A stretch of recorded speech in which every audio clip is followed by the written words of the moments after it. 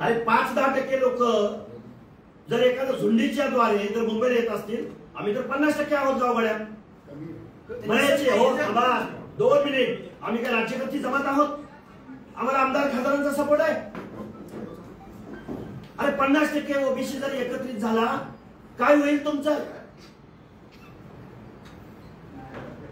निश्चित मला या गोष्टीची जाणीव आहे की शोषित, वंचित, भटक्या मुक्त जाती जमाती, बलुते, आलते यांच्यामध्ये एकीकरण खूप अवघड आहे. म्हणून तुम्ही त्यांचं आरक्षण संपवायला चाललाय. म्हणजे आम्ही बोलायला लागलो की आमच्या शब्दाला वाईच नाही. आणि कोण झुंडीद्वारे तिथे येत आहे, बेकायदा मागणी करत आहे. या बेकायदा मागणी करणाऱ्या लोकांना माझं सांगणं आहे, मुख्यमंत्री महोदयांनी नेहमी सांगितलंय, एकनाथराव शिंदे साहेबांनी नेहमी सांगितलंय की आम्ही 10% एससीबीसीचं आरक्षण दिलंय.